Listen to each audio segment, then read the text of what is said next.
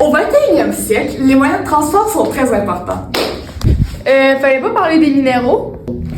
Laisse-moi t'expliquer.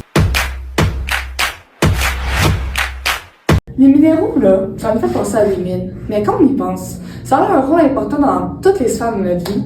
Comme, est-ce que ça t'est déjà arrivé de vouloir faire une commission rapide puis de troquer la marche par la voiture?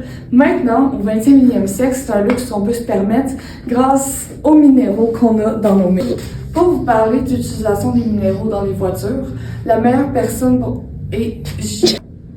Les voitures, là, on connaît ça, mais est-ce qu'on connaît vraiment les minéraux à l'intérieur d'un char?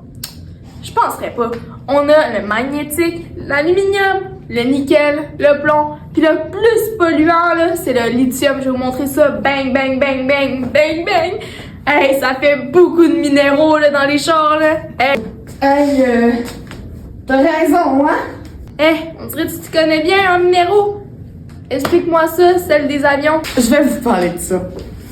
L'avion est composé de minéraux, principalement comme le fuchlore ferreux et sodique, ainsi que l'aluminium, du titane, de l'acier inoxydable, du nickel, du cuivre, du magnésium, du tungstène.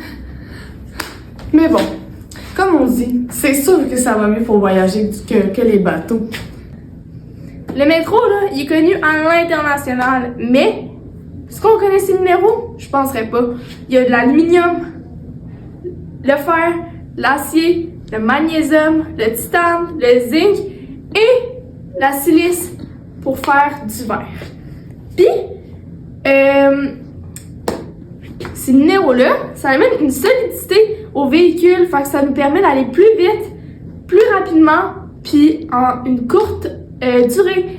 Puis ça parcourt 72 km/h. C'est rapide ça? Je suis épatée.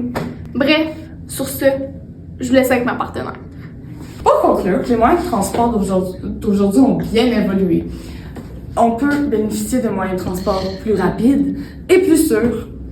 Mais bon, tout ça, il faut bien noter que dans cette vidéo, on vous a juste présenté 3 options différentes, mais elles sont bien nombreuses. Mais faut garder à l'esprit que rien de tout ça serait possible sans les mines du Canada.